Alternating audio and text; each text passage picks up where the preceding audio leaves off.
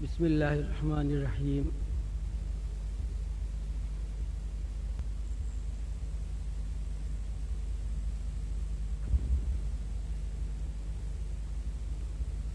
حاضرین مجلس، خواتین و حضرات،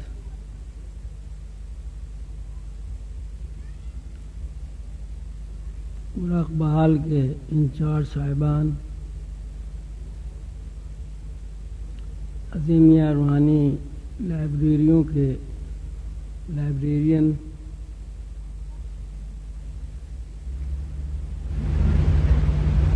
پاکستان اور بیرون پاکستان سے آنے والے مہمانان گرامی، محترم دوست، عزیزان گرامی،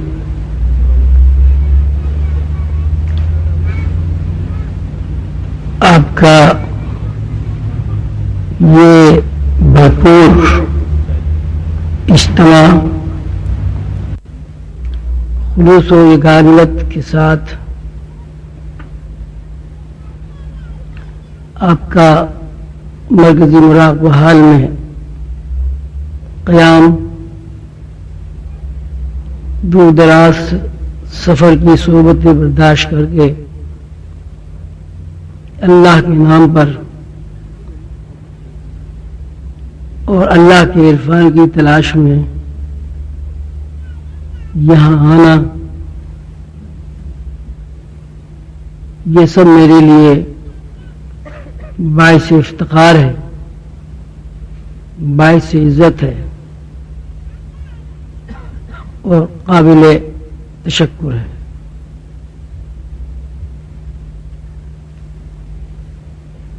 سلسلہ عالیہ عظیمیہ کی جب بنیاد رکھی گئی اور حضور قمر بابا اولیاء رحمۃ اللہ علیہ نے مجھ سے ارشاد فرمایا کہ تمہیں سلسلہ چلانا ہے، جس وقت مرشد کریم حضور قمر بابا اولیاء رحمۃ اللہ علیہ نے یہ بات فرمائی، میرے ذہن میں اس وقت سلسلے کے بارے میں صرف اتنا تھا کہ سلسلے کے سربراہ بس اتنا ضروری ہے کہ وہ دستار و گدی سے واقف ہو، اونچی جگہ بیٹھنے والا بندہ ہو، اس کے آگے پیچھے بہت سارے لوگ ہوں، جو لوگ سامنے ہوں وہ سرنگو ہوں، اور جو لوگ بیٹھے ہوئے ہوں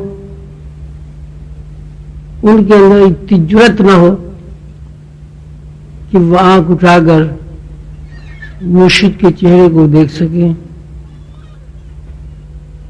مرشد کی خلوت اور جلوت میں مریدین کا کوئی حق نہ ہو۔ مقصد یہ ہے کہ میرے ذہن میں سلسلے کے بڑوں کے لیے ایک ماورائیت ہستی کا تصور تھا۔ یہ بات بالکل بھی نہیں تھی کہ مرشد کا مطلب یہ ہوتا ہے کہ اس کے اندر بھی کچھ ہوتا ہے، اور یہ اس لیے بات ذہن میں نہیں تھی کہ زندگی میں کبھی یہ سنا ہی نہیں تھا کہ انسان کی اصل زندگی تو باطنی زندگی ہے، اور یہ ظاہرہ زندگی تو سب مفروضہ اور فکشن حواس کا نام ہے۔ میں نے یہ سب کچھ سوچ کر حضور کے سامنے عرض کیا کہ صاحب آپ نے ایک ایسی عجیب بات فرمائی ہے کہ جس کا تصور بھی میرے ذہن میں نہیں ابھرتا. اس لیے کہ اگر روحانی استاد کے لیے یہ ضروری ہے کہ وہ اچھا مقرر ہو تو تقریر مجھے نہیں آتی. اگر مرشد کے لیے ضروری ہے کہ اس کو کچھ لکھنا آتا ہو تو لکھنا مجھے نہیں آتا.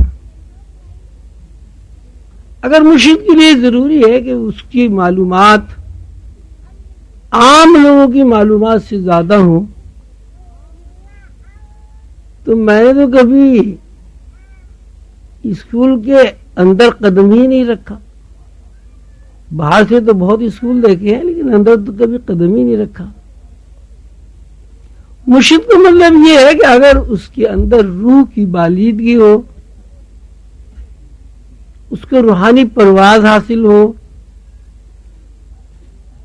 تو میں نے تو یہ کبھی بات سنی بھی نہیں ہے کہ روح بھی کہیں پرواز کرتی ہے.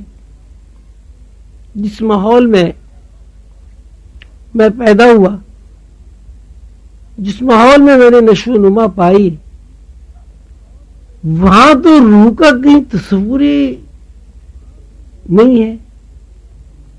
یہ تسلیم ہی نہیں کیا جاتا کہ مادی جسم کے علاوہ بھی کوئی اور جسم ہے. یہ میں اپنے ٹوٹے پھوٹے الفاظ میں جب حضور کی خدمت میں عرض معروضات پیش کی تو حضور نے فرمایا کہ بھائی بات یہ ہے کہ جب اللہ تعالیٰ کسی کو نوازنا چاہتا ہے تو اللہ تعالیٰ کی شان یہ ہے کہ اللہ تعالیٰ یہ نہیں دیکھتا کہ کس آدمی میں کیا صلاحیت ہے، اس آدمی کے اندر کتنی سکت ہے، کوئی آدمی کتنا کام کر سکتا ہے. اللہ تعالیٰ کا اپنا ایک مزاج ہے اور وہ یہ ہے کہ جب اللہ تعالیٰ کسی کو نوازتے ہیں تو نوازش و اکرامات کا یہ حصہ ہے کہ اس بندے کے اندر از خود تمام صلاحیتیں پیدا ہو جاتی. وہ اگر گونگا ہے تو بولنے لگتا ہے، بہرا ہے تو سننے لگتا ہے، اس کے اندر قوت پرواز نہیں ہے تو اللہ تعالیٰ اسے بال و پر دے دیتا ہے. وہ اگر بدصورت ہے تو لوگوں کو خوبصورت نظر آتا ہے. اگر اس کا تکلم اچھا نہیں ہے تو اس تکلم میں ایسی شیرینی اور حلاوت اللہ تعالیٰ داخل کر دیتا ہے کہ سننے والے اس کے تکلم کا انتظار کرتے ہیں. اس کے لب و لہجے میں ایک ایسا تاثر قائم ہو جاتا ہے کہ لوگ نہ چاہتے ہوئے بھی اسے سنتے ہیں. اس کے چہرے پر ایک ایسی انوار و تجلیات کی چادر تن جاتی ہے کہ لوگ چہرے کو تکتے رہتے ہیں اور سمجھ میں نہیں آتا کہ ہم کیا دیکھ رہے ہیں. یہ اللہ تعالیٰ کے معاملات ہیں. آپ کو یہ نہیں سوچنا کہ میں یہ نہیں کر سکتا، میں وہ نہیں کر سکتا. آپ کا کام صرف اتنا ہے، اللہ تعالیٰ نے چونکہ آپ کا انتخاب کر لیا ہے اس لیے آپ راضی برضا ہو کر راستے پر قدم بڑھا دیں. بس اس کے بعد آپ کا کوئی کام نہیں. راضی برضا ہو کر خود کو مرشد کے سپرد کر دیا. مرشد نے توجہ سے، تصرف سے، گفتگو سے تربیت فرمائی. اور تربیت کا محور یہ ٹھہرا کہ یہ صدیوں پرانی جو خاندانی روایات ہیں ان روایات کو ختم کر کے نئی روایات، نیا ٹریڈیشن میں زندگی گزارنی. اور وہ نئی روایات کیا ہے؟ وہ نظر آتی ہے نئی روایات، لیکن اصل میں اصلی روایات وہی ہیں کہ انسان جو بھی کچھ کرے، جو بھی کہے، وہ اللہ کے لیے ہو، اس میں اپنی ذات کا عمل دخل نہ ہو. اس بنیاد پر تربیت شروع ہو گئی. ظاہر ہے صدیوں پرانا شعور اس بات کو کیسے برداشت کر لیتا؟ صدیوں پرانی روایات جو انسان کی زندگی ہوتی ہیں، وہ روایات کیسے سر جھکا دیتی ہیں. ایک جنگ شروع ہو گئی، ایک لڑائی شروع ہو گئی شعور میں اور پیر و مرشد کی طرز فکر میں. بہت لڑائی ہوئی، بہت زیادہ تکلیف بھی ہوئی، بہت زیادہ مزاحمت بھی کی گئی. جب مزاحمت بڑھ گئی، تکلیف اتنی زیادہ ہو گئی کہ احساس تکلیف ختم ہو گیا، تو ایک دن سامنے بٹھا کر فرمایا کہ زندگی گزارنے کے دو طریقے ہیں، خوش رہنے کے بھی دو طریقے ہیں، کچھ بننے کے بھی دو طریقے ہیں، اسی سے کچھ حاصل کرنے کے بھی دو طریقے ہیں، اور کسی کو کچھ دینے کے لیے بھی دو طریقے ہیں. اور وہ دو طریقے یہ ہیں کہ انسان کے اندر اتنی صلاحیت ہو کہ وہ دوسروں سے اپنی بات منوا سکے، انسان کے اندر یہ صلاحیت ہو کہ وہ دوسروں کو اپنا ہم ذہن بنا سکے، انسان کے اندر یہ صلاحیت ہو کہ صدیوں پرانی روایات کو سینے سے لگاتے ہوئے ان روایات کا تحفظ کر سکے، ان روایات کو جاری و ساری رکھنے کے لیے ساری دنیا سے مقابلہ کر سکے. ایک تو یہ طریقہ ہے. اس طریقے کو دنیا والے انڈیپینڈنٹ ہونا کہتے ہیں، خود مختار زندگی کہتے ہیں. یہ جو آپ چاہتے ہیں وہ دوسروں سے منوا لیں، جو آپ خود ہیں وہ دوسروں کو بنا دیں. دوسرا طریقہ یہ ہے کہ آپ اپنی نفی کر دیں، یعنی انڈیپینڈنٹ زندگی کو داغ مفارقت دے کر ڈیپینڈنٹ ہو جائے، دوسروں کے اوپر خود کو چھوڑ دیں. تو آپ کی جو ساخت ہے، آپ کی جو تخلیق ہے، جو اللہ تعالیٰ نے آپ کو جس فطرت پر پیدا کیا ہے، وہ فطرت انڈیپینڈنٹ نہیں ہے.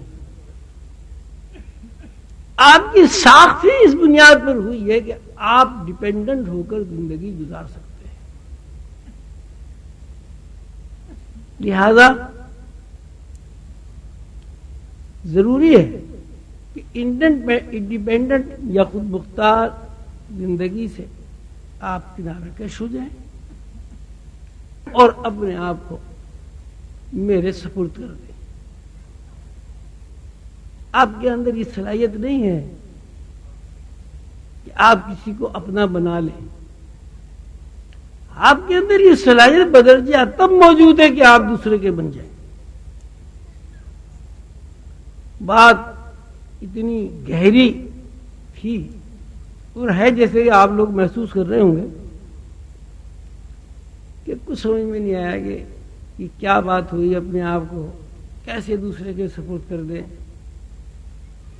اپنی انا کو، اپنی ذات کو کس طرح ختم کر دیا جائے.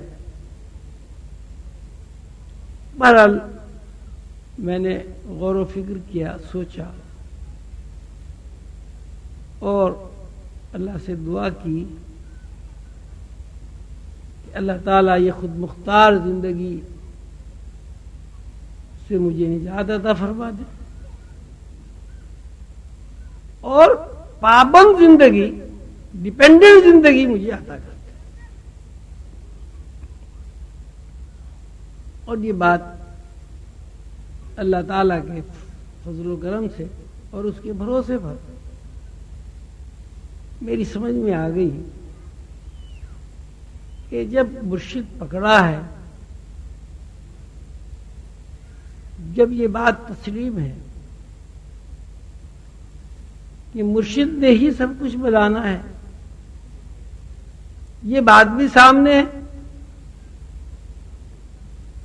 کہ مجھے تو یہ علم بھی نہیں ہے کہ علم کیا ہے، یہ بھی پتہ نہیں ہے میں کہاں سے آیا ہوں، یہ بھی پتہ نہیں مجھے کہاں جانا ہے، اس کا بھی کوئی سراغ نہیں ملتا کہ یہ زندگی فی الواقع کیا ہے، حقیقت ہے، فکشن ہے، مفروضہ ہے، کیا چیز ہے۔ بہرحال یہ بات میں نے طے کر لی کہ مجھے اب انڈیپینڈنٹ زندگی نہیں گزارنی، جو کچھ کہا جائے گا وہ کیا جائے گا، بات سمجھ میں آئے یا نہ آئے۔ سلسلہ تربیت شروع ہو گیا، ایسی ایسی باتیں سامنے آئیں جن باتوں کو شعور نے قبول کرنے سے انکار کیا، نہ صرف انکار کیا بلکہ شعور کے اوپر ایسی ضرب پڑی کہ انسان اس تکلیف کا ادراک تو کر سکتا ہے، الفاظ میں بیان نہیں کر سکتا۔ کئی مرتبہ ایسا ہوتا تھا کہ ایک ذہن کے اندر لڑائی ہو رہی ہے کہ حضور نے یہ فرمایا، شعور کہتا ہے یہ بات تو سرے سے غلط ہے، اس کا نہ کوئی شریعت سے تعلق ہے، اس کا نہ کوئی طریقت سے تعلق ہے، اس بات کا نہ کوئی دنیا داری سے تعلق ہے، نہ کوئی قاعدہ ضابطہ یہ بتاتا ہے کہ یہ بات کہ صحیح غلط کا پتہ ہی نہیں تو یہ کیسے فیصلہ کیا جائے کہ بات صحیح ہے غلط ہے۔ لہذا جب پتہ ہی نہیں تو مرشد کا کہنا صحیح ہے۔ اس مزاحمت میں، اس لڑائی میں بہت مرتبہ ایسا ہوتا تھا کہ میرے کندھوں پر وزن پڑتا تھا اور بسا اوقات اس وزن کا احساس ٹنوں کے حساب سے، جیسے کئی ٹن وزن کندھوں پہ رکھا ہوا ہے، اور اس وزن سے میں راستہ چلتے ٹھہر جاتا تھا اور اس وزن کا اتنا زور ہوتا تھا، اتنا بوجھ ہوتا تھا، تو اس کا وزن اتنا زیادہ ہوتا تھا کہ میں کھڑے کھڑے بیٹھ جاتا تھا اور باوجود ہمت اور کوشش کے کھڑا نہیں ہو سکتا تھا، یعنی فزیکل یہ محسوس ہوتا تھا کہ بہت زیادہ وزن اس پر کندھوں پر رکھا ہوا ہے۔ کئی مرتبہ ایسا ہوتا تھا کہ ایک بات انہوں نے فرمائی آسمان کی اور شعور نے زمینی حواس سے اسے سمجھنا چاہا، تو اس میں بھی شعوری مزاحمت اتنی زیادہ ہو جاتی تھی کہ خودکشی کو دل چاہتا تھا، کپڑے پھاڑ دینے کو دل چاہتا تھا،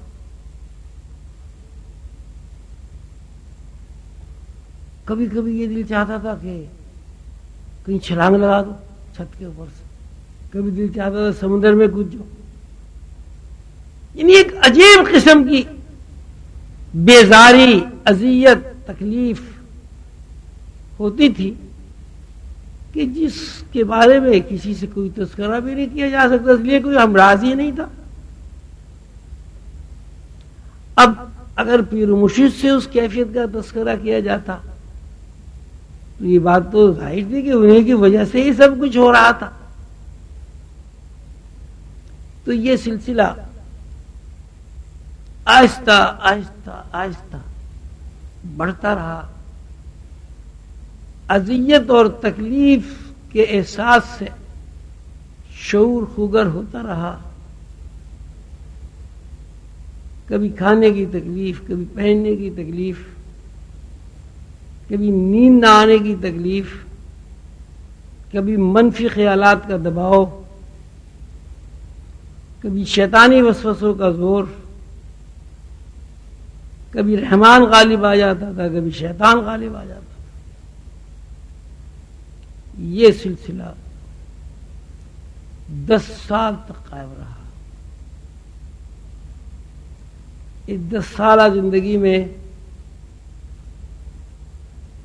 اس لیے کہ خوشی اور غم دونوں متوازی ہوتے ہیں، خوشی کے بغیر غم نہیں ہوتا اور غم کے بغیر خوشی نہیں ہوتی، لیکن اس 10 سالوں میں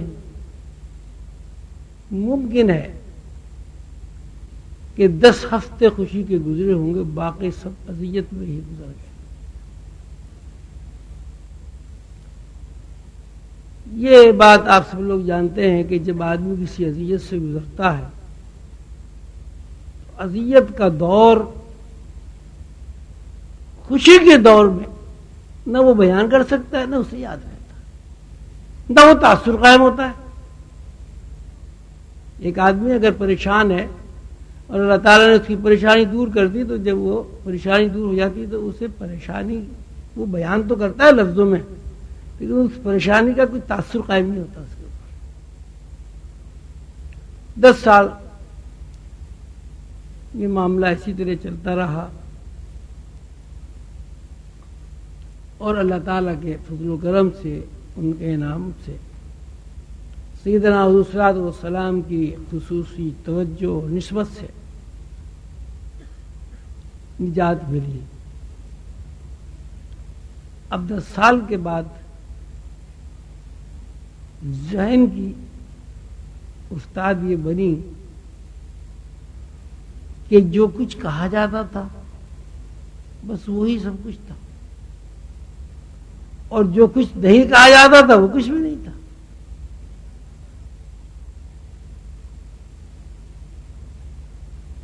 ذہن کے اندر کوئی خیال ہی نہیں آتا تھا، ایسا لگتا تھا کہ ذہن معوف ہو گیا ہے، جو بات جتنی کہہ دی بس اتنی سمجھ میں آ گئی، نہ لفظوں کا کوئی مفہوم ذہن میں آتا تھا، نہ کوئی معنی سمجھ میں آتے تھے، نہ اس کے پیچھے کسی حکمت کا پتہ چلتا تھا۔ وہ کا صاحب ایک لوٹا، بس ایک لوٹا ہے، کیا لوٹا ہے کچھ نہیں ہے۔ تو طبیعت کا یہ سلسلہ چلتا رہا اور 16 سال تک یہ سلسلہ قائم رہا۔ 10 سال تو وضعیت کا سلسلہ قائم رہا اور 6 سال اس اذیت کو بھولنے کا سلسلہ قائم رہا۔ 16 سال کے عرصے میں ذہن کی رفتار بھی بڑھی، افتاد طبیعت میں بھی تبدیلی آئی، اور تبدیلی یہ آئی کہ یہاں کچھ بھی نہیں ہے، جو بھی کچھ ہے وہ اللہ ہے۔ اللہ چاہتا ہے بندہ پیدا ہو جاتا ہے، اللہ چاہتا ہے وہ بندہ جوان ہو جاتا ہے، اور اللہ چاہتا ہے وہ بندہ اس دنیا سے رخصت ہو جاتا ہے۔ پیدا ہوا، جوان ہوا، بوڑھا ہوا، مر گیا، پوری یہ کائنات ہے زندگی کی، جب پیدا ہوا کچھ ساتھ نہیں لایا، جب مرا کچھ ساتھ نہیں لے گیا۔ محلات بنائے، کارخانے لگائے، دکان کی، روزگار کے حصول میں جدوجہد کی، دنیا بھی خراب کی، عاقبت بھی خراب کی۔ اچھا آیا تھا، برا چلا گیا۔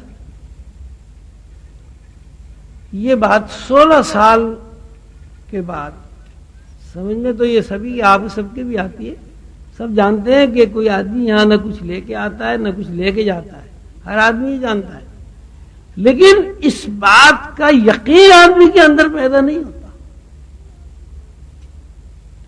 یہ یقین پیدا ہونے کے لیے کہ آدمی یہاں کچھ لے کر نہیں آتا اور کچھ لے کر نہیں جاتا، اس یقین کو مستحکم ہونے کے لیے 16 سال کی زندگی لگی، اور وہ 16 سال کی زندگی بھی انفرادی زندگی نہیں ہے، مرشد کی قربت کی زندگی، شب و روز مرشد کے ساتھ قربت رہی۔ تب یہ بات سمجھ میں آئی کہ بھئی سچی بات یہ ہے کہ انسان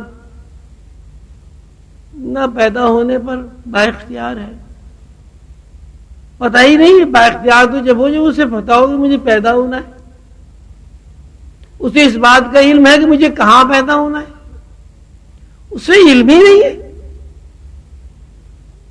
کہ سید کے یہاں پیدا ہونا ہے، پٹھان کے یہاں پیدا ہونا ہے، جاپان میں پیدا ہونا ہے، امریکہ میں پیدا ہونا ہے، پاکستان میں پیدا ہونا ہے، یہ نہیں پیدا ہونا ہے، پتہ ہی نہیں ہے۔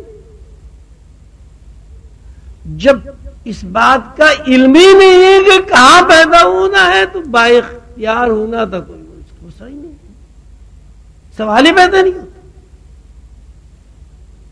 آپ پیدا ہو گئے جہاں اللہ نے چاہا، چمار کے یہاں چاہا چمار کے یہاں پیدا ہو گئے، بادشاہ کے یہاں چاہا بادشاہ کے یہاں پیدا ہو گئے، چپٹی ناک سے پیدا کر دیا آپ چپٹی ناک سے پیدا ہو گئے، کھڑی ناک سے پیدا اللہ تعالیٰ نے کیا آپ کھڑی ناک سے پیدا، آپ کو اللہ نے کوہتا قد کر دیا تو کوہتا قد ہو گئے، دراز قد کر دیا دراز قد ہو گئے، رنگ آپ کا کالا ہو اللہ نے پیدا کیا کالا بنا دیا تو آپ کالے پیدا ہو گئے، گورے اللہ نے بنا دیا تو آپ گورے پیدا ہو گئے۔ آپ جتنے بھی غور کریں گے آپ کو یہ جواب ملے گا کہ پیدا ہونے پر کوئی شخص کوئی فرد کسی بھی طرح با اختیار نہیں، اب پیدا ہو گیا بے اختیار بندہ، بے اختیار آدمی پیدا ہو گیا، اب اس کو اس بات کا اختیار نہیں ہے کہ پیدا ہونے کے بعد وہ جوان ہو جائے۔ اگر پیدا ہونے کے بعد سال میں 2 سال میں اس پر موت وارد ہو گئی تو جوانی کا کوئی تصور ہی نہیں پڑتا۔ آپ نے دیکھا ہوا جوانی سے پہلے بھی لوگ مر جاتے ہیں، جوان ہونے کے بعد بھی مر جاتے ہیں، بڑھاپا آنے سے پہلے مر جاتے ہیں اور بڑھاپا آنے کے بعد بھی نہیں مرتے۔ تو اس کا مطلب بھی یہی نکلا کہ آپ کو جس طرح پیدا ہونے پر کوئی اختیار نہیں، اسی طرح مرنے پر بھی آپ کو کوئی اختیار نہیں، یعنی زندہ رہنے پر بھی آپ کو کوئی اختیار نہیں، جب آپ کی موت آئے گی آپ مر جائیں گے۔ حضور قندر بابا اول رحمۃ اللہ علیہ ارشاد فرمایا کرتے تھے کہ انسان عجیب بیوقوف ہے، موت سے ڈرتا ہے اور موت ہی انسان کی سب سے بڑی محافظ ہے۔ مستقر و متاع الی حین، اللہ تعالیٰ نے ایک وقت مقرر کر دیا اس زمین پر رہنے کے لیے۔ موت مرنے نہیں دیتی جب تک وقت کا تعین پورا نہیں ہوتا۔ ملک الموت کی جہاں یہ ڈیوٹی ہے کہ وہ روح قبض کرے، ملک الموت کی یہ بھی ڈیوٹی ہے کہ وقت معینہ سے پہلے کسی آدمی کو اس دنیا سے باہر نہیں جانے دے. اس کا مطلب ہوا کہ انسان کی سب سے بڑی محافظ جو ہے اس کی موت ہے، اور انسان اس سب سے بڑی محافظ سے ہی ڈرتا ہے. ہر آدمی موت سے ڈرتا ہے. حالانکہ موت سے آپ ڈریں نہ ڈریں، اگر اس کا وقت نہیں ہے آپ مر نہیں سکتے، اگر وقت آ گیا ہے تو آپ رک نہیں سکتے. ایک ایسی حقیقت ہے کہ جس حقیقت سے دنیا کا کوئی ایک فرد بھی انکار نہیں کر سکتا، لیکن اس کے باوجود سب جانتے ہیں،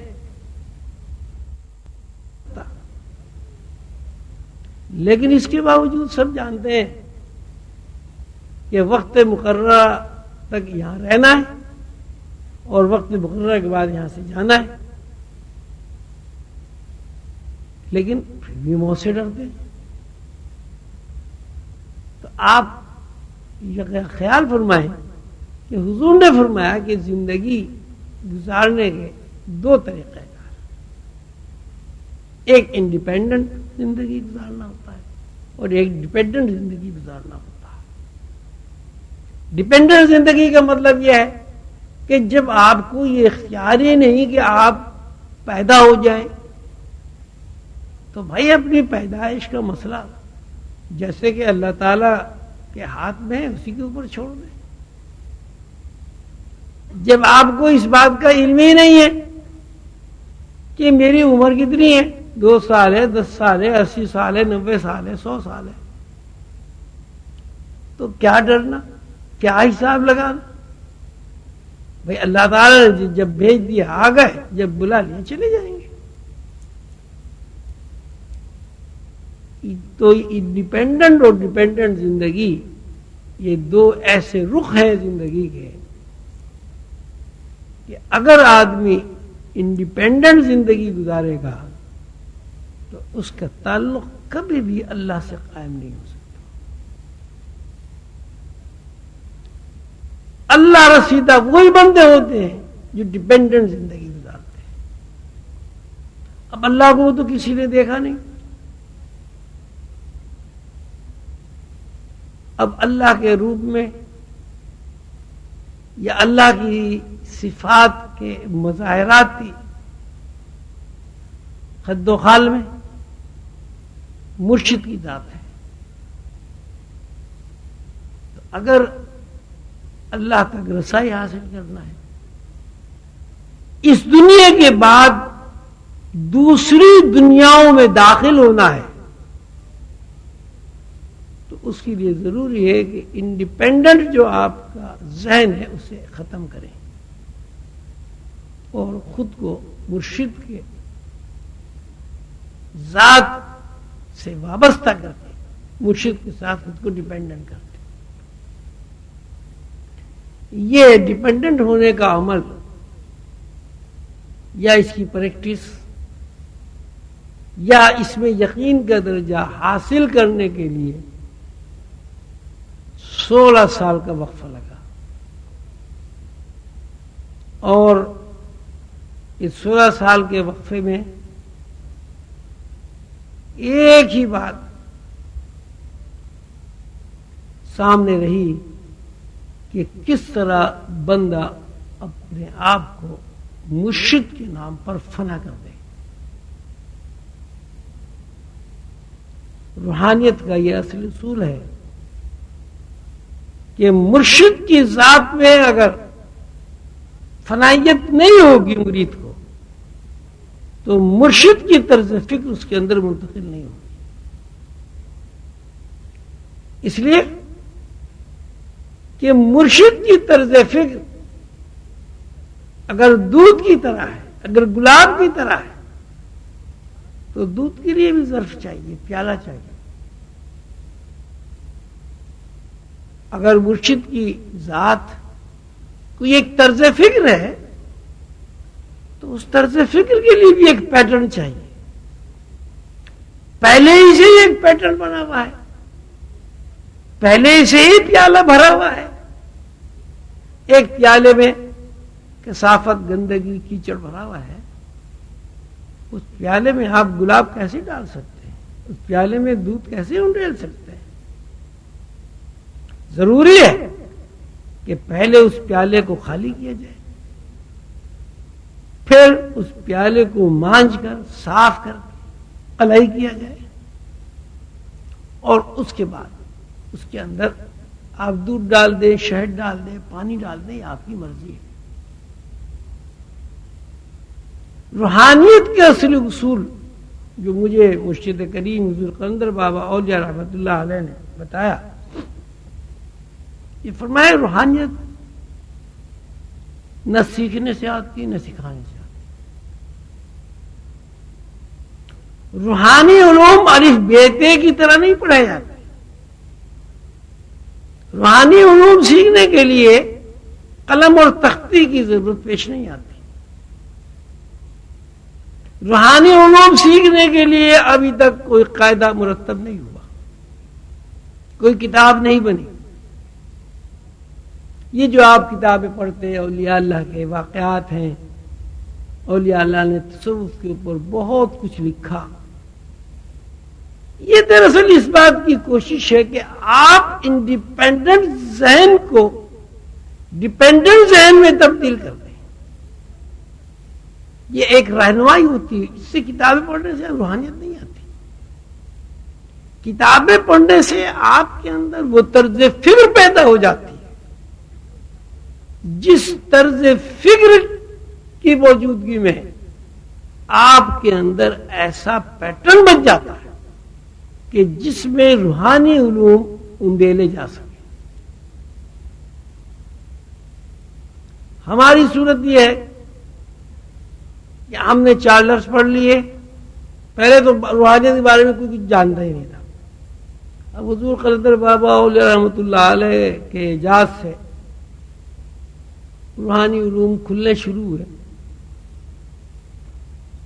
اب یہ پتہ چل گیا کہ عرش ہے، کرسی ہے، حجاب عظمت ہے، حجاب محمود ہے، سدرۃ المنتہا ہے، بیت المعمور ہے، کہکشانی بے شمار نظام ہے، بے شمار دنیا ہیں، بے شمار سورج ہیں، بے شمار چاند ہیں،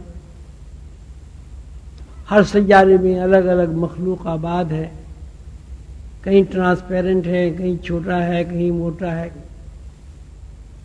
اس کو ہم کہتے ہیں صاحب بڑی روحانیت ہم نے سیکھی۔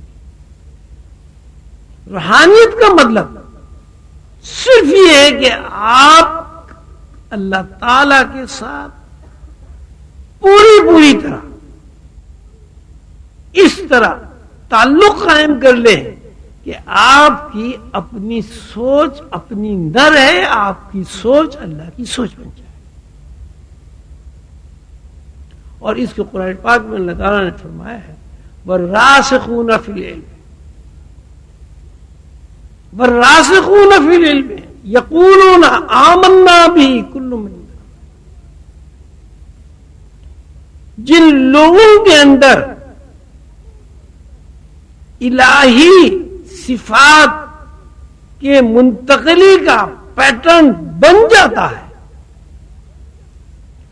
اور اللہ کی طرز فکر ان کے اندر مستحکم ہو جاتی، یعنی اپنی ذات کی نفی کر کے انسان کے اندر اللہ کے علاوہ کچھ نہیں رہتا، اس میں استحکام اسے پیدا ہو جاتا ہے۔ یقولون، ایسے لوگ کہتے ہیں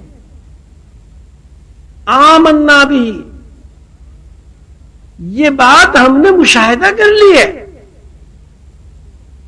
اس بات نے یقین کا درجہ حاصل کر لیا ہے۔ یقولون آمنا بھی کل من عند ربنا، کہ یہاں رب کے علاوہ کچھ نہیں۔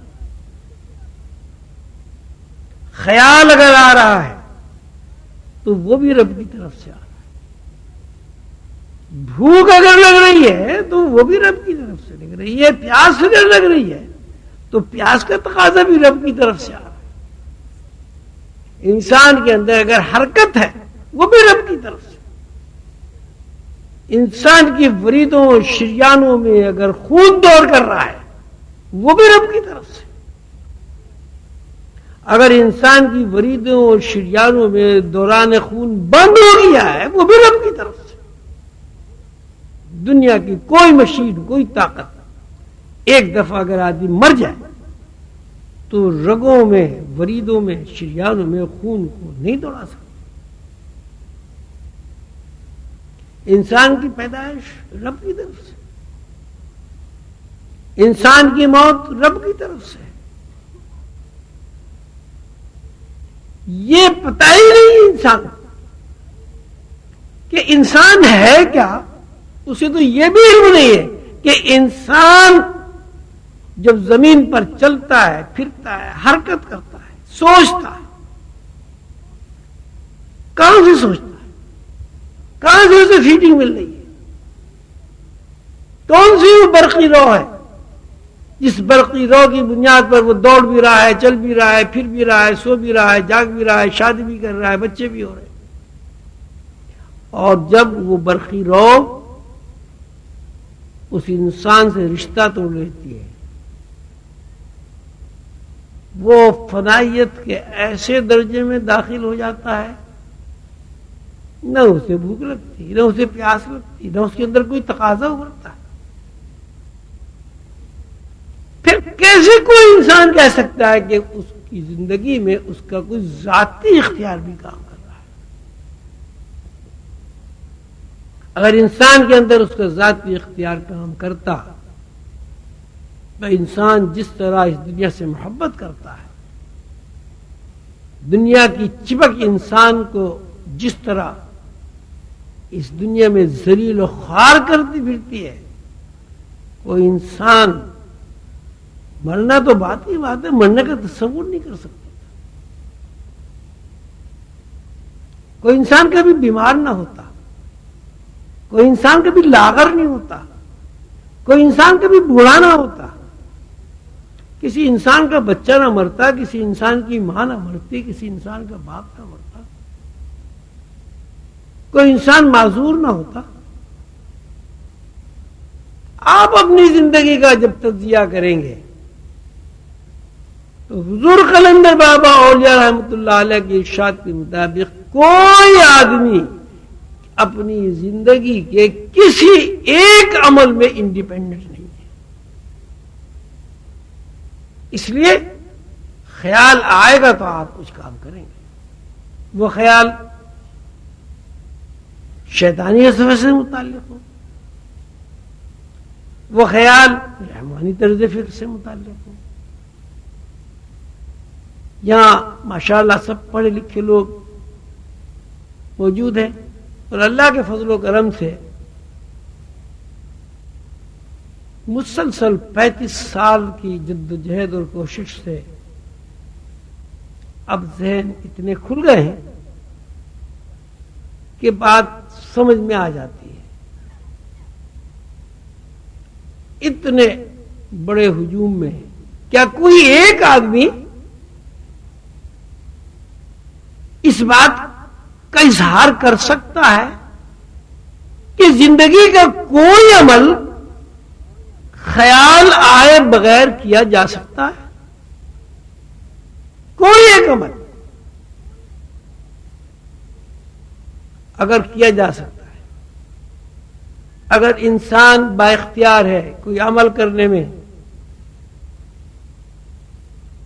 تو اتنے بڑے مجمع میں جتنے بھی لوگ یہ ثابت کر سکتے ہیں کہ زندگی 70 سال 80 سال 100 سال کی زندگی میں کوئی ایک کام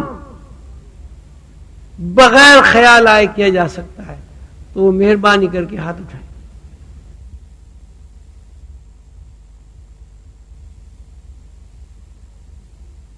ایک عمل، کوئی ایک حرکت،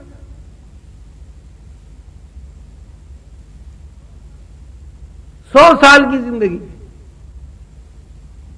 100 سال کی زندگی کا اگر آپ حساب لگائیں، گھنٹے اور منٹ اور سیکنڈ اور لمحات کتنے بنتے ہیں؟ کروڑوں سے تجاوز کر جاتے ہیں۔ یعنی اگر انسان کی 70 سال کی زندگی ہے تو 70 سال کی زندگی میں اس نے کروڑوں عمل کیے ہیں، کروڑوں کام کیے، کروڑوں فیصلے کیے،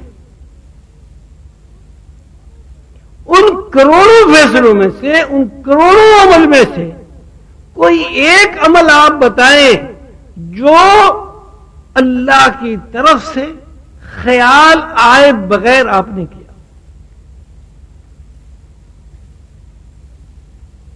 کوئی ایک بات بھی آپ نہیں بیان کر سکتے۔ انسان مجبور بحث ہے، انسان وہی کچھ کرتا ہے جو اسے اوپر سے فیڈ کر دیا جاتا ہے۔ انسان سوتا اس وقت ہے جب اس کے شعور میں یہ بات آ جاتی ہے کہ اگر اب نہ سویا گیا تو مزید حرکت نہیں ہو سکتی۔ اسی طرح انسان کھانے پر مجبور ہے، پینے پر مجبور ہے، شادی بیاہ پر مجبور ہے۔ تو جب وہ انسان مجبوری ہے اور اس کی اپنی ذات میں ایک عمل بھی ایسا نہیں ہے جس میں وہ انڈیپینڈنٹ ہو، تو پھر یہ کیسی بیوقوفی ہے کہ انسان اپنے آپ کو بااختیار سمجھتا ہے اور بااختیار ہو کر وہ اللہ سے دور ہو رہا ہے۔ حضور قلندر بابا علیہ رحمۃ اللہ علیہ کا ارشاد ہے کہ اگر انسان اس بات کو سمجھ لے، اس حقیقت سے آشنا ہو جائے کہ یہاں کوئی بھی مخلوق انڈیپینڈنٹ ہے ہی نہیں، تو مسئلہ حل ہو جاتا ہے۔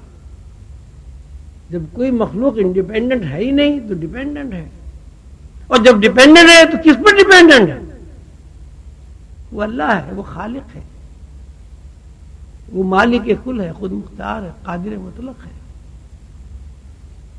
تو زندگی گزارنے کے قلندر بابا اور رحمۃ اللہ علیہ نے دو رخ بتائے، ایک انڈیپینڈنٹ ہونا، یعنی اپنی انا کے خول میں بند ہو کر زندگی گزارنا، کبر کرنا، اقتدار کی خواہش ہونا،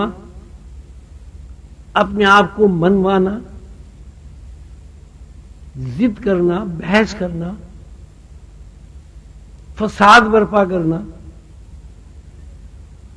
بات وہی ہے کہ اپنے آپ کو منوانا، یہ منوانا کہ میں با اختیار ہوں، یہ سب کا سب فساد ہے۔ اور یہ طرز عمل کہ ہم اپنی زندگی میں با اختیار بھی اسی وقت ہے جب اللہ تعالیٰ چاہتا۔ اب اللہ تعالیٰ نے ہمیں ہاتھ دیے، اس ہاتھ کو ہم کس طرح استعمال کرتے ہیں؟ اگر اس کو آپ یہ کہیں کہ صاحب اس میں ہم با اختیار ہیں، اس میں بھی با اختیار ہیں۔ خیال آتا ہے،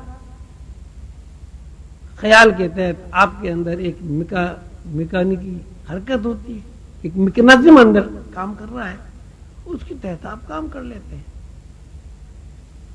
اب اللہ تعالیٰ نے آپ کے اختیارات کو دو رخ دے کر اچھائی اور برائی کا تصور کر دیا۔ اچھائی اور برائی کوئی چیز نہیں ہے۔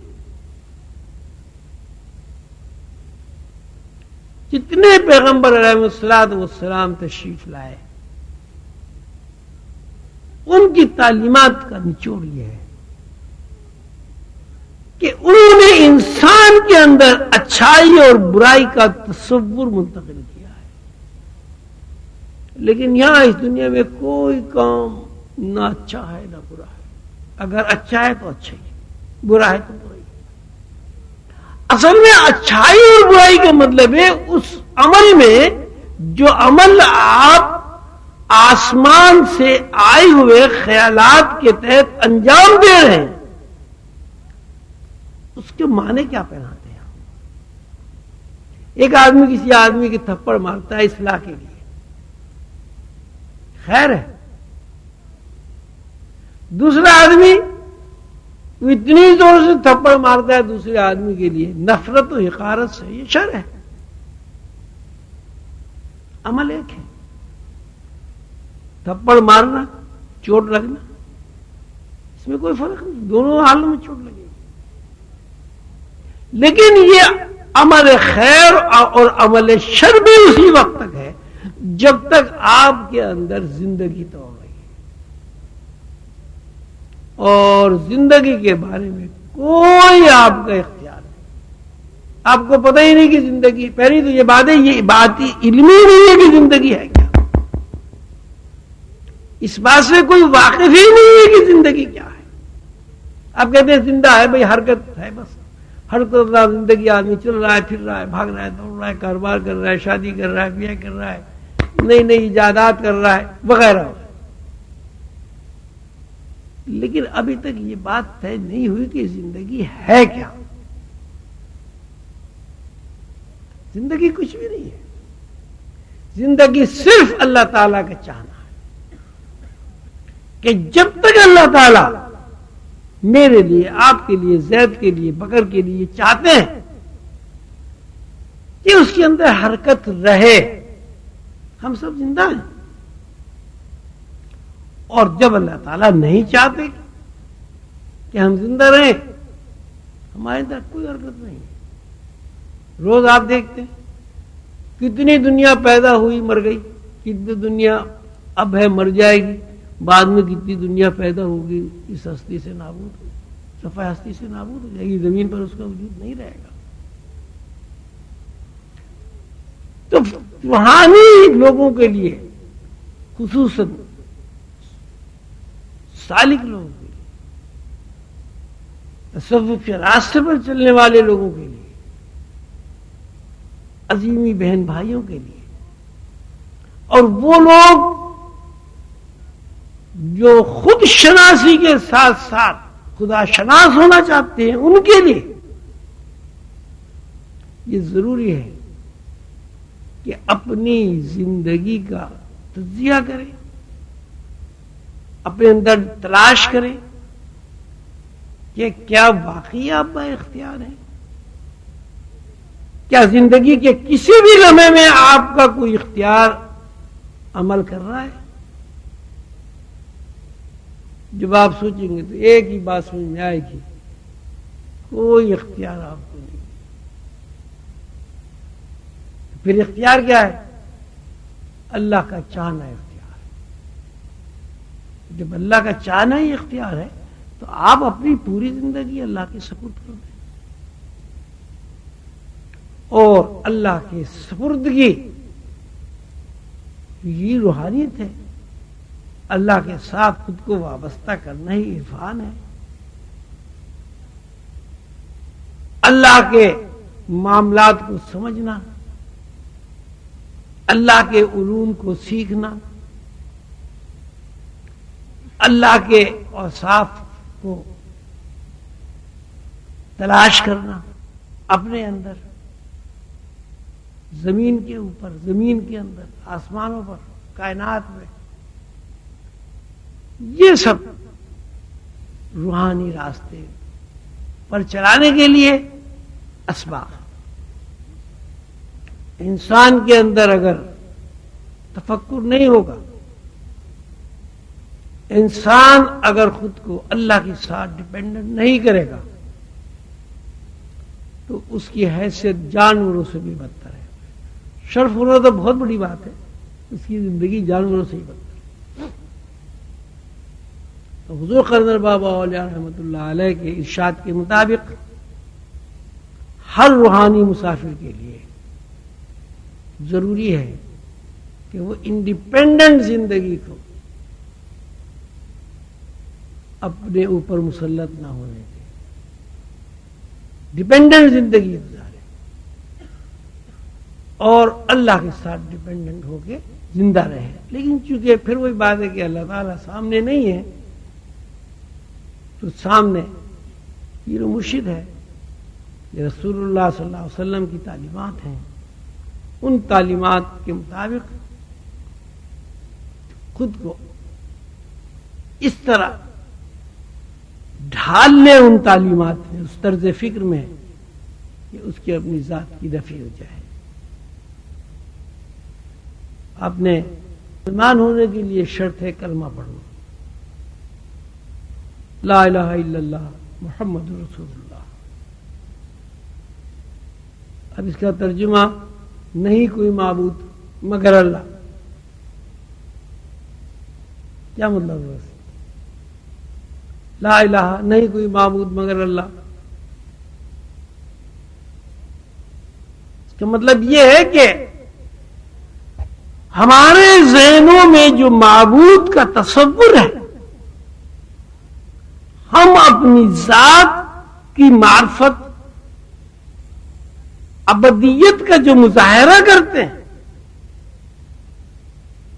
وہ ہم اس کی نفی کرتے ہیں.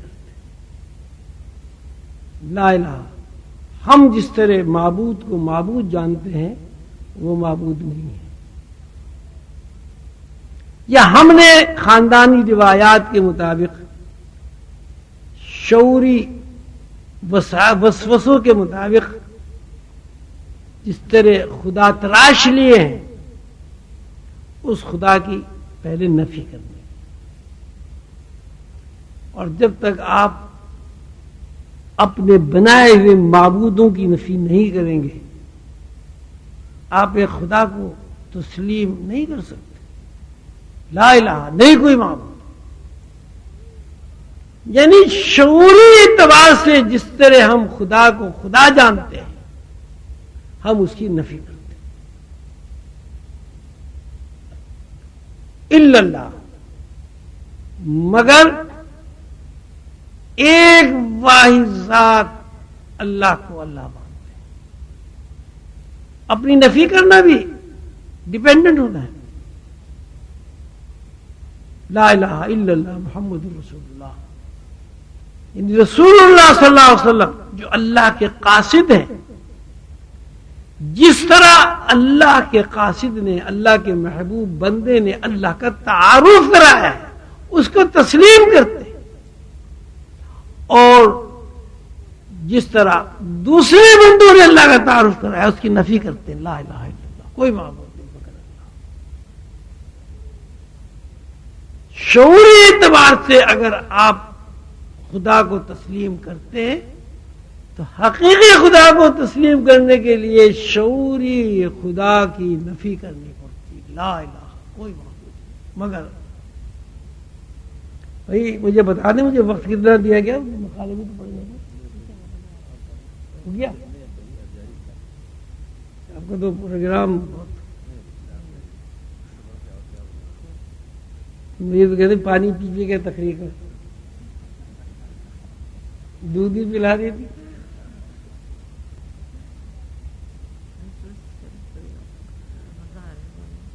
تو مقصد یہ ہے کہ کسی روحانی طالب علم کو، طلباء کو، طالبات کو یہ بات ذہن نشین کر لینی ہے کہ جب تک ڈیپینڈنٹ زندگی اختیار نہیں کی جائے گی، روحانی علوم کوئی آدمی نہیں سیکھ سکتا. روحانی علوم کے کیا، آپ ظاہر علوم بھی دیکھیے. ابھی وہ تذکرہ ہو رہا تھا کہیں سوال جواب میں، ورک شاپ میں، کہ استاد کہتا ہے الف، بچہ کہتا ہے الف.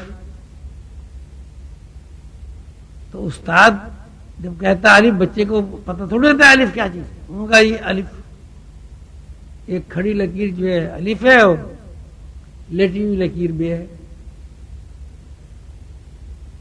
اگر بچہ ڈیپینڈنٹ نہ ہو وہ الف کو الف کبھی کہے گا ہی نہیں. یعنی کوئی بھی علم سیکھنے کے لیے لازم ہے کہ آپ استاد کے سامنے بالکل غیر جانبدار ہو. اپنی ذات کی نفی کرتے ہیں۔ اگر آپ اپنی ذات کی نفی نہیں کریں گے آپ علم نہیں سیکھ سکتے۔ تو جب دنیاوی علوم نہیں سیکھ سکتے تو رحمانی علوم آپ کیسے سیکھ سکتے؟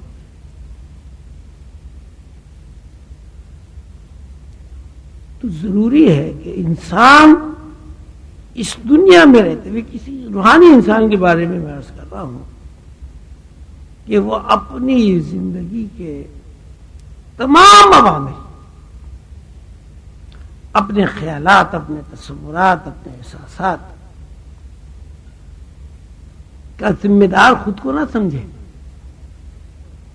اس لیے وہ عمل اس وقت کرے گا جب اللہ کی طرف سے اسے کوئی خیال آئے گا۔ اللہ کی طرف سے کوئی خیال ہی نہیں آئے گا وہ عمل کیا کرے گا؟ تو یہاں سب کچھ اللہ ہے۔ پھر وہ آیت میں آپ کے سامنے پڑھتا ہوں، اس پہ غور فرمائیں۔ وَالرَّاسِخُونَ فِی الْعِلْمِ، اور وہ لوگ جو علم میں مکمل ہو جاتے ہیں،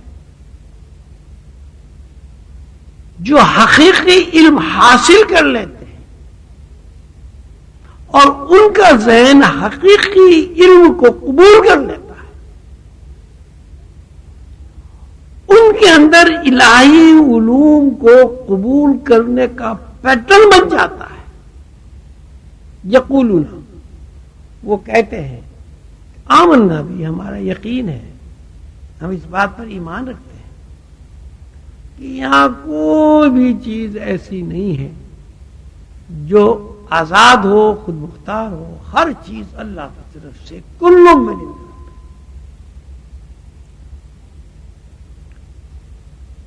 اللہ تعالیٰ کا یہ بہت بڑا انعام و اکرام ہے کہ اللہ تعالیٰ نے ہمیں سعید روحوں میں شامل کیا۔ وہ اس لیے کہ یہ اتنی دور دراز سے آنا، راتوں کو جاگنا، سردی میں بیٹھنا، یہ صرف سعید روح ہی کر سکتی۔ گھر سے بے گھر ہونا، حضور قلندر بابا اول رحمۃ اللہ علیہ فرمایا کرتے تھے کہ پیر و مرشد اپنے تصرف سے، محنت سے، نسبت سے مرید کو دھو کر، صاف کر کے، اجلا کر کے جو روشنیاں اس کے اندر منتقل کرتا ہے، مرید اگر 1 منٹ کا غصہ کرے تو 3 سال کی روشنیاں ختم ہو جاتی ہیں۔ اور مرشد کا سب سے بڑا جو مشکل کام ہے وہ یہی ہے کہ وہ بار بار مرید کے اندر سے کثافت کو دھوتا ہے، روشنیاں منتقل کرتا رہتا ہے، اور مرید 1 منٹ کے غصے سے وہ روشنی کو ضائع کر دیتا ہے۔ مرید بھی نہیں تھکتا، پیر مرشد بھی نہیں تھکتا۔ اگر اللہ تعالیٰ کی مدد شامل حال ہوتی ہے تو کام بن جاتا ہے، ورنہ اسی صفائی ستھرائی میں یہ اپنی مر جاتا ہے، یہ مرید مر جاتا ہے۔ 1 منٹ کا غصہ 3 سال کی لطیف روشنیوں کو کھا جاتا ہے۔ والکاظمین الغیظ والعافین عن الناس واللہ یحب المحسنین۔ اللہ تعالیٰ فرماتے ہیں جو لوگ غصہ کرتے ہیں اللہ ان سے محبت نہیں کرتا۔ یہاں صورت حال یہ ہے کہ غصے کے علاوہ کچھ ہے ہی نہیں۔ شوہر بیوی پہ غصہ کر رہی ہے، کر رہا ہے، بیوی شوہر پہ غصہ کر رہی ہے، اولاد ماں باپ سے ناراض ہے، ماں باپ اولاد سے ناراض ہے۔ دوسری کمزوری اللہ تعالیٰ کو جو ناپسندیدہ ہے اور جو روحانیت کے لیے سم قاتل ہے وہ اقتدار کی خواہش ہے۔ ہر آدمی اپنا اقتدار چاہتا ہے، ہر آدمی کرسی کے چکر میں، یعنی اگر مسجد کا سیکرٹری بھی بن جائے گا نا، وہ بھی اس کرسی کو بھی نہیں چھوڑتا، لاکھوں روپیہ خرچ کر کے مسجد کی کرسی حاصل کر لیتا ہے کہ سیکرٹری تو بنا دو بھائی۔ اقتدار کا خواہش مند آدمی، آپ یاد رکھیں اور اپنے ذہنوں سے یہ بات نکال دیں کہ اقتدار کا خواہش آدمی کبھی بھی روحانی نہیں بن سکتا، وہ اپنا وقت ضائع کر رہا ہے۔ میں نے سلسلے میں بھی یہ بات دیکھی ہے، ذرا سے نگراں بن جائے تو معلوم پتہ نہیں کیا چیز مل گئی ان کو، ذرا سی کوئی ذمہ داری ان کی سبوت کر دے، ایسا ہماری تو بات نہیں مانی گئی۔ نظام چلانا الگ بات ہے، اقتدار کی خواہش الگ بات ہے۔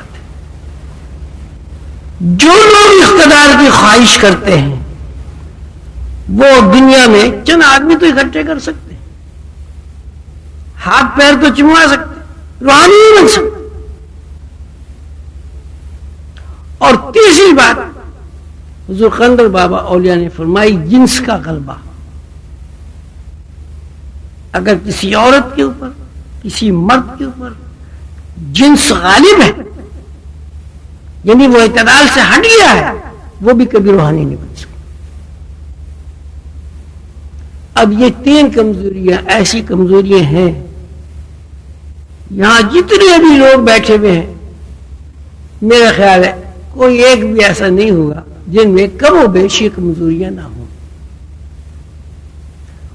سب سے زیادہ خطرناک چیز تو غصہ ہے۔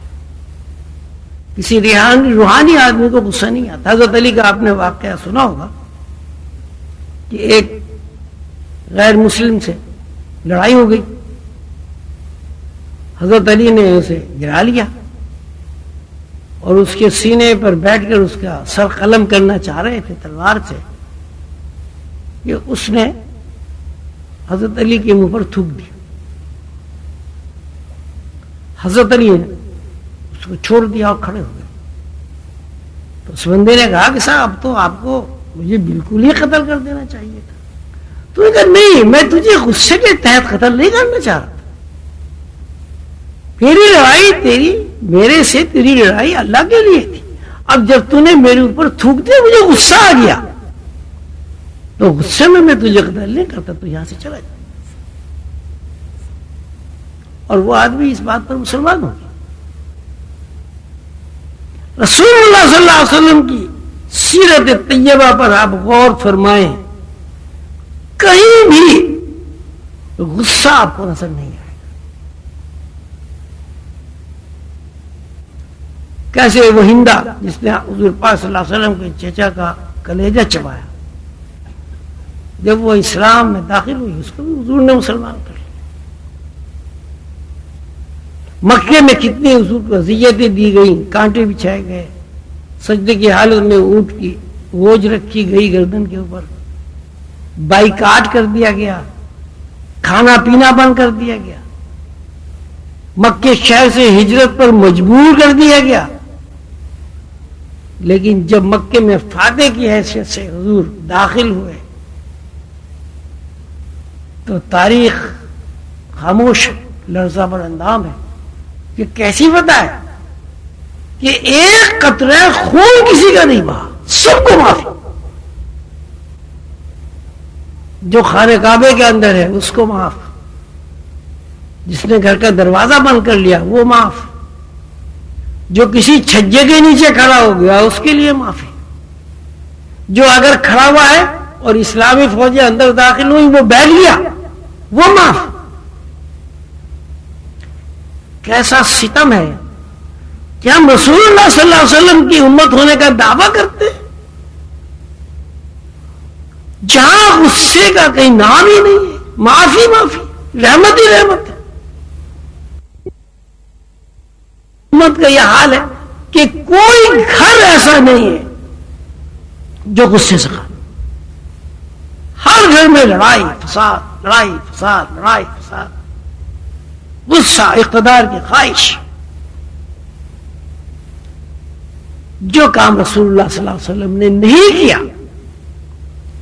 ان کی امت اگر وہی کام کرے گی تو رسول اللہ صلی اللہ علیہ وسلم سے اس کو کیسے قربت حاصل ہو سکتی؟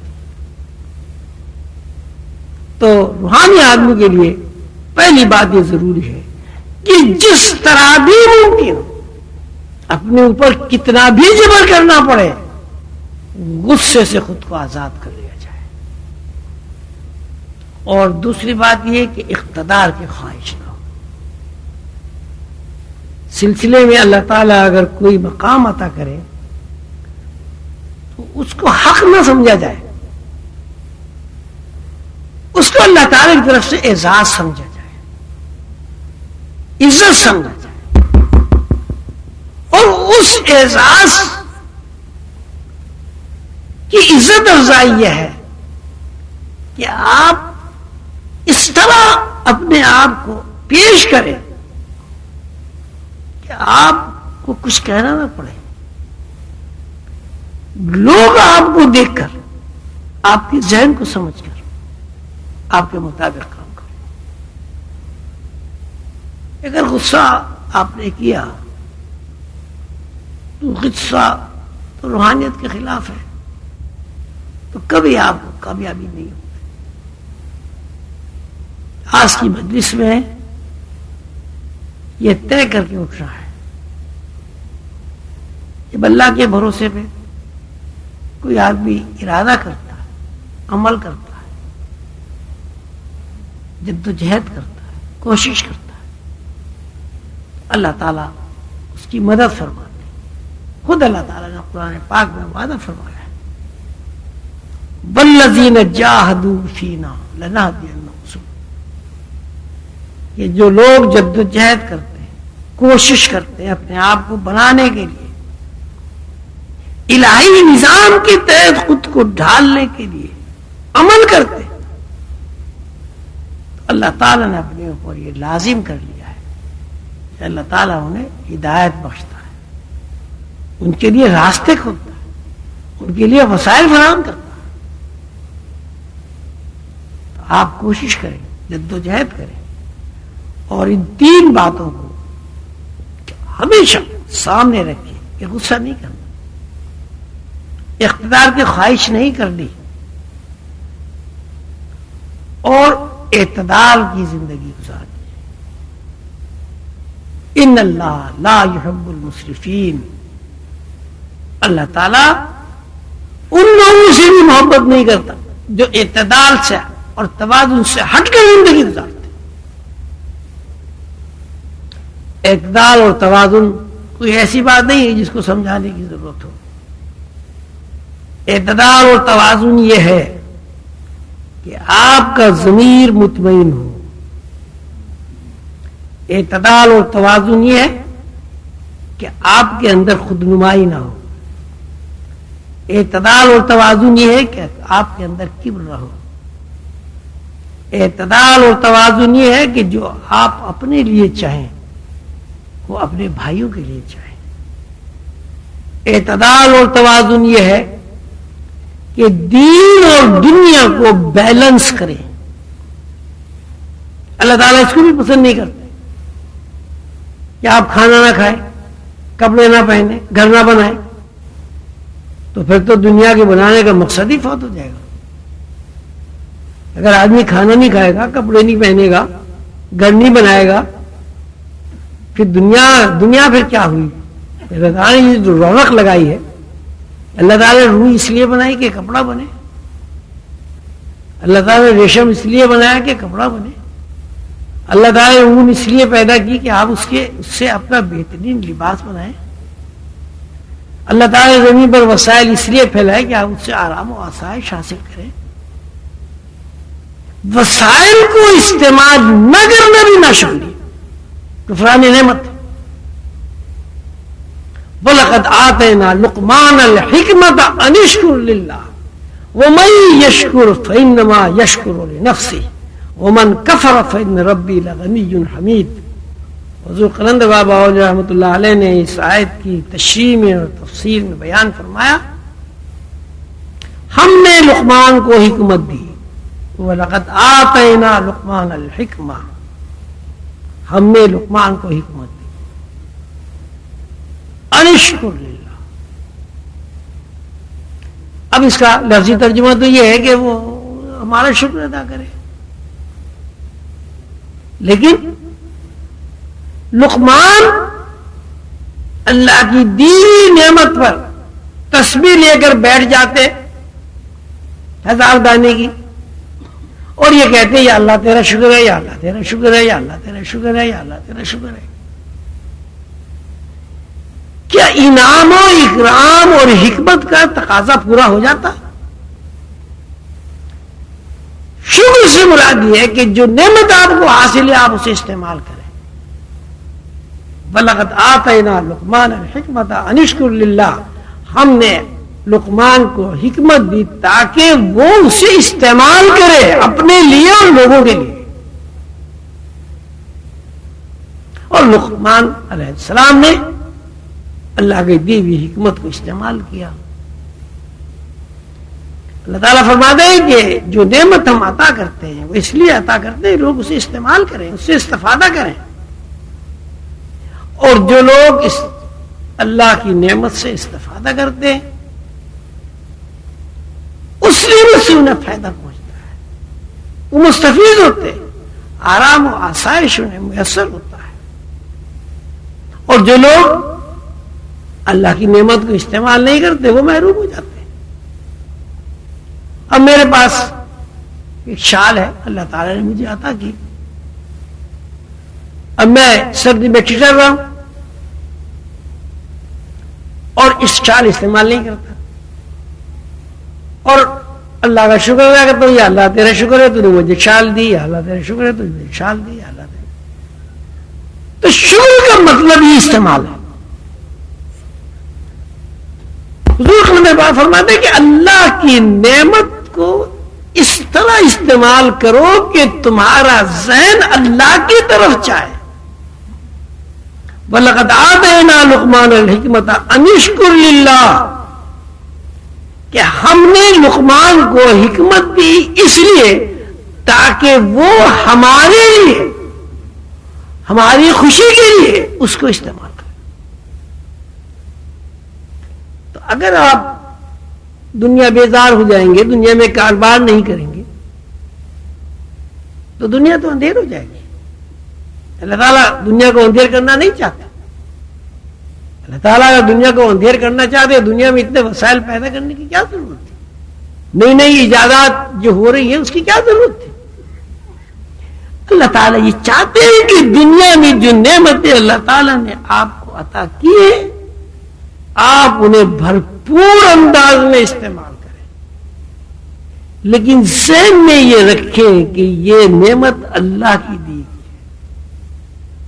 ہماری ملکیت نہیں ہے، ہمارا ذاتی تصرف اس کے اوپر کچھ نہیں.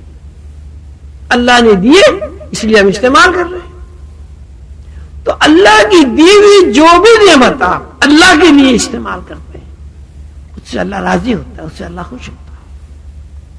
اور اللہ کی دی ہوئی نعمت کو آپ اپنی ذاتی ملکیت سمجھ کر اگر استعمال کرتے ہیں تو اللہ اس سے خوش نہیں ہوتا. آپ اپنی ذاتی ملکیت سمجھ کے نعمت کو استعمال کریں اس کا فائدہ بھی آپ ہی کو پہنچے گا. آپ اللہ کی نعمت کو اللہ کی ملکیت کے تصور سے استعمال کریں اس کا فائدہ بھی آپ کو پہنچے گا. اب دوسری بات، پہلی بات 3 باتیں تو میں نے آپ کو وہ بتائی، اقتدار کی خواہش، غصہ اور اعتدال کی زندگی. 3 باتیں یہ ہو گئی. چوتھی بات یہ کہ جو بھی کچھ یہاں دنیا میں ہے آپ اس کو بھرپور انداز میں استعمال کریں، لیکن ذہن میں اس بات کو دہرائیں یہ چیز اللہ کی دی ہے، اللہ نے ہمیں دی ہے، استعمال کرنے سے اللہ خوش ہوتا ہے اس لیے ہم اسے استعمال کر رہے ہیں. 5ویں بات یہ ذہن نشین ہونی چاہیے کہ انسان روحانی ترقی اس وقت تک نہیں کر سکتا جب تک وہ شعور کے خول میں بند رہتا. اس لیے کہ روحانیت لامحدود علم ہے. شعور کا مطلب ہی محدودیت ہے. لامحدود چیز حاصل کرنے کے لیے آپ کو محدودیت کے دائرے سے نکلنا ہوگا.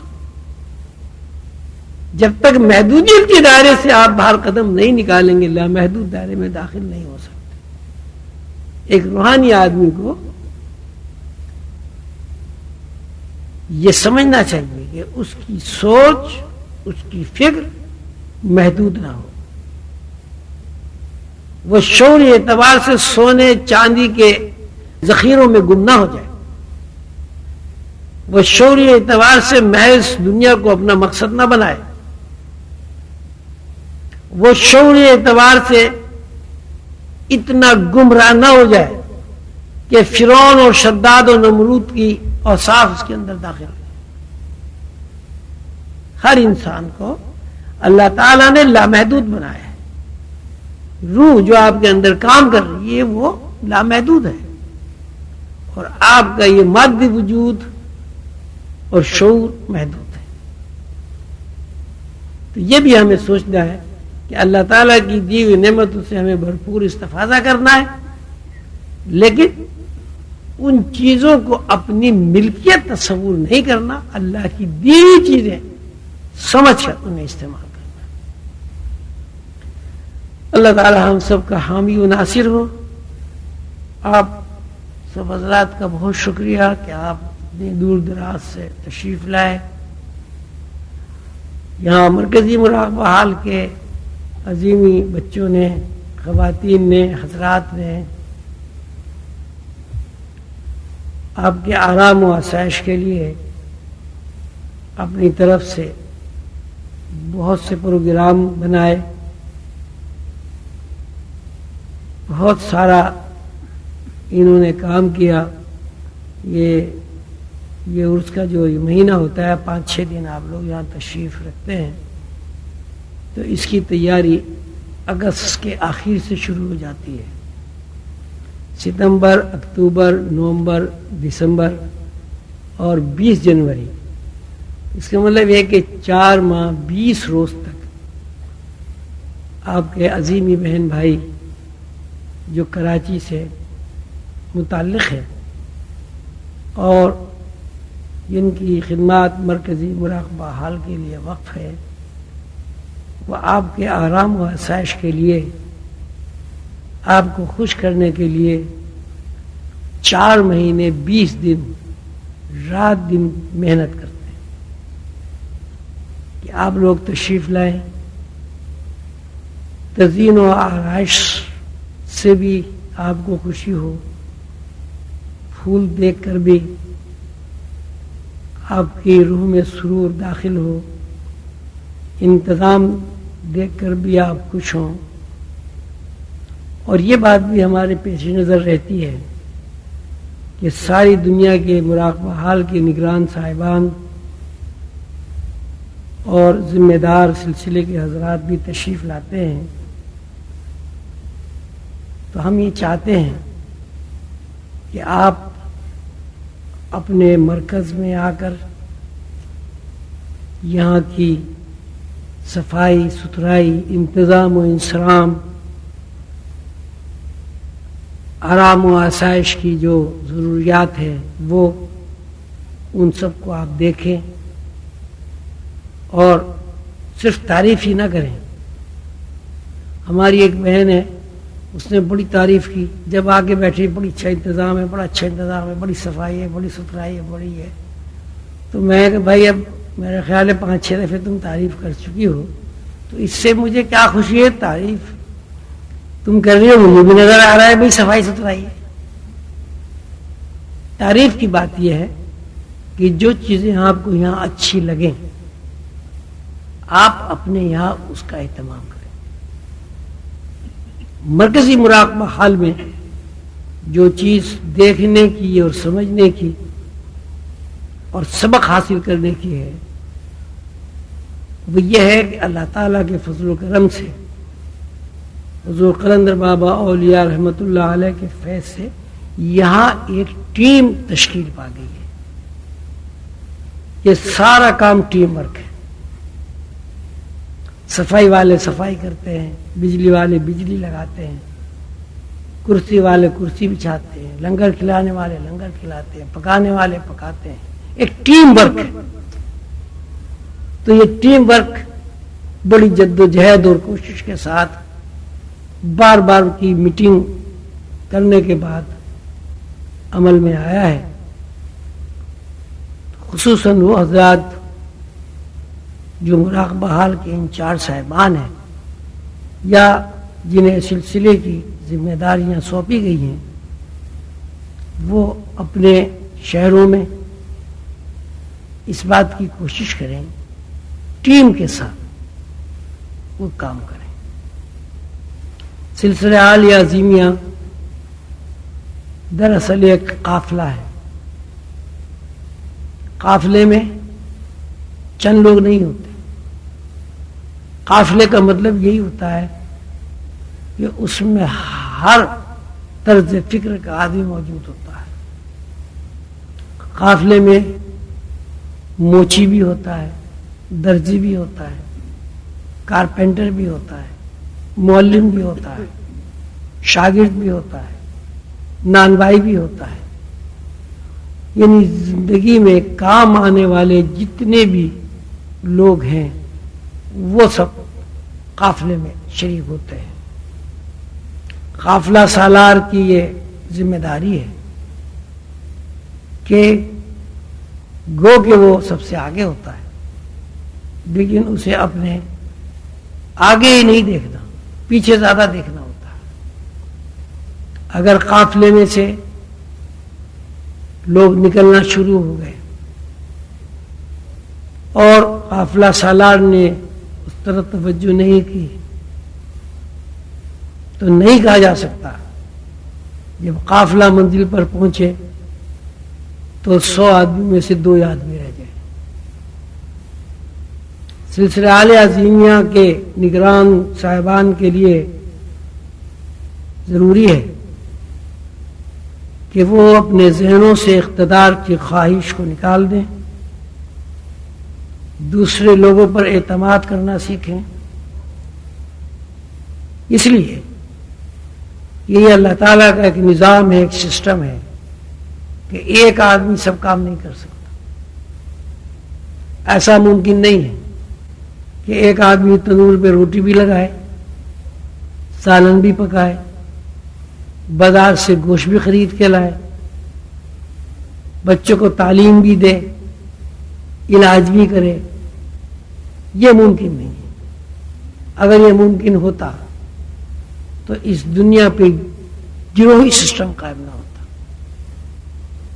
یہ دنیا، یہاں کی دنیا ہو یا غیر کی دنیا ہو، ایک گروہی سسٹم قائم ہے۔ مثلا اگر ہم فرشتوں کے اوپر نظر ڈالتے ہیں تو فرشتوں کی بھی بے شمار گروہ ہیں۔ ملائکہ عنصری، ملائکہ ارضی، ملائکہ سماوات، حاملان عرش، گروہ جبریل، گروہ میکائیل، گروہ اسرافیل، گروہ اسرائیل، بے شمار گروہ فرشتوں کے ہیں جن کے ذمے الگ الگ ڈیوٹیاں ہیں۔ اسی گروہ کی ذمہ داری ہوا کے اوپر ہے، کوئی گروہ بارش کی سربراہ ہے، کوئی گروہ علم کا سربراہ ہے۔ تو جب سارا نظام اور سسٹم ہی ٹیم ورک ہے تو ایک آدمی ہر کام نہیں کر سکتا۔ یہ بھی لوگوں کے ذہن میں خیال آتا ہے، اور یہ میں اس لیے عرض کر رہا ہوں کہ میرے ذہن میں بھی یہ خیال آتا تھا پہلے کہ اگر میں نے اپنا کام دوسروں کے سپرد کر دیا تو میری کیا حیثیت رہ جائے گی، یعنی میری حیثیت کم ہو جائے گی اگر میں نے اپنا کام کسی دوسرے کے سپرد کر دیا۔ اپنے قائم مقام اگر 10-20 نہیں تو 2-4 آدمی ضرور چھوڑنے۔ اگر اس طرح نہیں کیا گیا تو سلسلہ آگے نہیں بڑھے گا۔ آم کے درخت سے آم کھائے جاتے ہیں، لیکن اگر آم کی گٹھلی کو زمین میں نہ دبایا جائے تو دنیا سے آم ختم ہو جائے گا۔ آم ایک فرد ہے، ایک تشخص ہے، جس طرح انسان ایک فرد ہے، ایک تشخص ہے۔ آم کی گٹھلی خود آم ہے۔ جب گٹھلی زمین کے اندر جاتی ہے، جب تک آم کی گٹھلی اپنے وجود کو نیست و نابود نہیں کر دیتی، دوسرے آم کا درخت زمین پر نہیں اگتا۔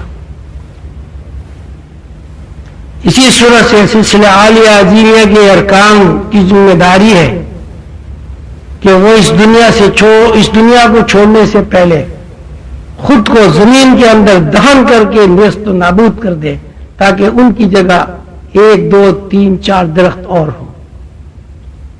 اس وقت یہ سلسلہ پھیلے گا۔ کسی دوسرے آدمی پہ اعتماد کرنا ہرگز اس بات کی طرف اشارہ نہیں ہوتا کہ آپ کی اپنی عزت کم ہو جائے گی۔ آپ کو دوسرے لوگوں کو آگے بڑھانا ہے۔ میری کوشش اور جدوجہد ہے کہ میں جب تک بھی یہاں ہوں اپنے قائم مقام لوگوں کو تیار کروں، تقریر میں، تحریر میں، تصنیف میں، اور سلسلہ عالیہ عظیمیہ کی ترویج اور ترقی اور طرز فکر کی تبدیلی میں انشاءاللہ اب آپ دیکھیں گے کہ نئے نئے لوگ کتابیں بھی لکھیں گے، نئے نئے لوگ تقریریں بھی کریں گے، اس لیے کہ اپنی عزت کم ہو جائے گی۔ آپ کو دوسرے لوگوں کو آگے بڑھانا ہے۔ میری کوشش اور جدوجہد ہے کہ میں جب تک بھی یہاں ہوں اپنے قائم مقام لوگوں کو تیار کروں، تقریر میں، تحریر میں، تصنیف میں، اور طرز فکر کی تبدیلی میں انشاءاللہ اب آپ دیکھیں گے کہ نئے نئے لوگ کتابیں بھی لکھیں گے، نئے نئے لوگ تقریریں بھی کریں گے، اس لیے کہ عظیمیہ کی ترویج اور ترقی اسی طرح ممکن ہے کہ ہر آدمی اپنی نفی کر کے دوسرے لوگوں کو آگے بڑھائے۔ آگے بڑھانے میں ظاہر ہے اقتدار کی خواہش کو ٹھیس پہنچتی ہے، دوسرے لوگوں کو آگے بڑھانے میں اپنی ذات کی نفی ہوتی ہے، بہت ساری باتیں برداشت کرنی پڑتی ہیں، غلط باتیں بھی ہوتی ہیں وہ بھی برداشت کرنی پڑتی ہیں، لیکن اگر ہم اپنے چھوٹوں کو غلطیاں کرنے کا موقع نہیں دیں گے تو ان کی اصلاح کیسے ہوگی؟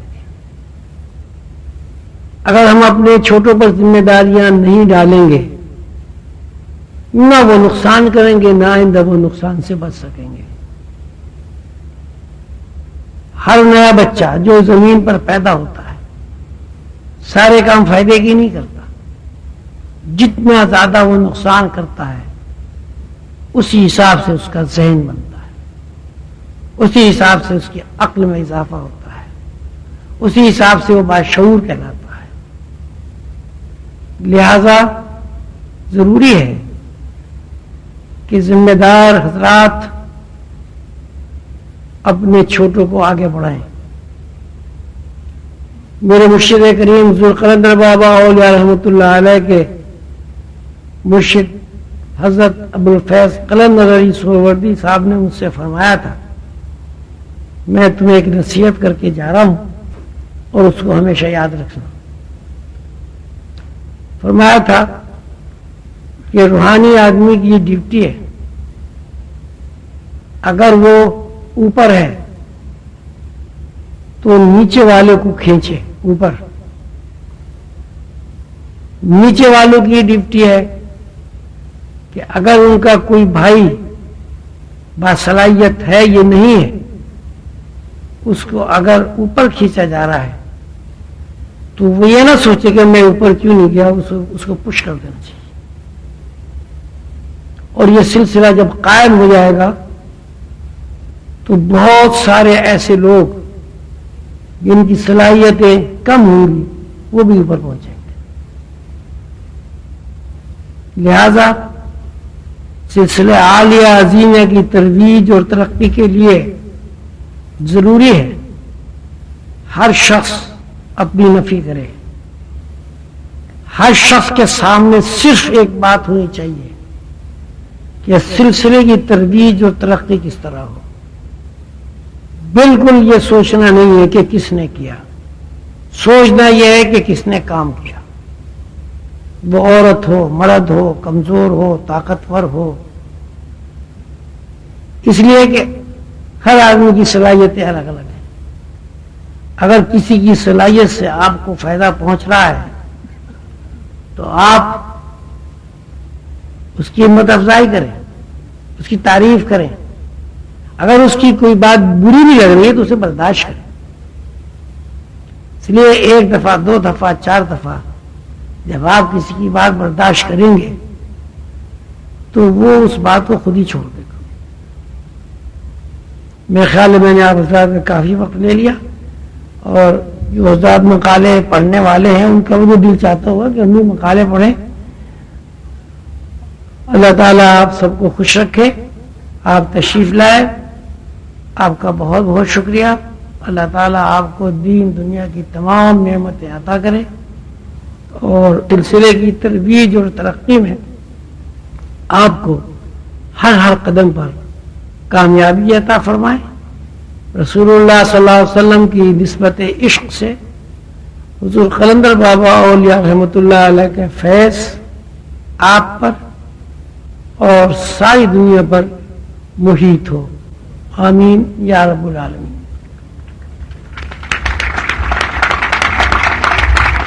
کے لیے لاہور سے وابستہ محمد انیس حجازی کو درخواست کرتا ہوں کہ وہ اسٹیج پر تشریف لائیں اور منقبت پیش کریں. محمد انیس حجازی. چمنستان عظیمیہ کے تمام پھولوں، کلیوں اور غنچوں کو حجازی فقیر کا سلام پہنچے.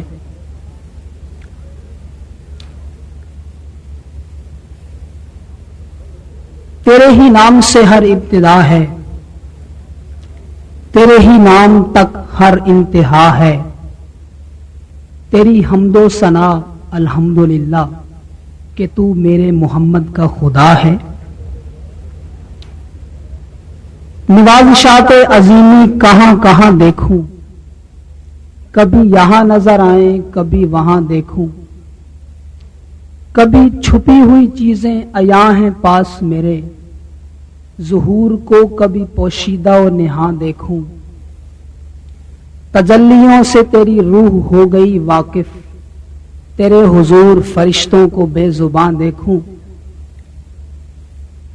یہ منقبت 17 دسمبر کو لکھی گئی تھی، اور حقیقت بات یہ ہے کہ منقبت آپ ہی ہونٹوں پہ چلی آئی ہے، میں نے لکھی نہیں سرکار نے لکھوائی. تیرا جسم جان جہان ہے، تیری روح تجلی طور ہے، تیری ذات مظہر مصطفیٰ، تو تو ایک سراپا نور ہے.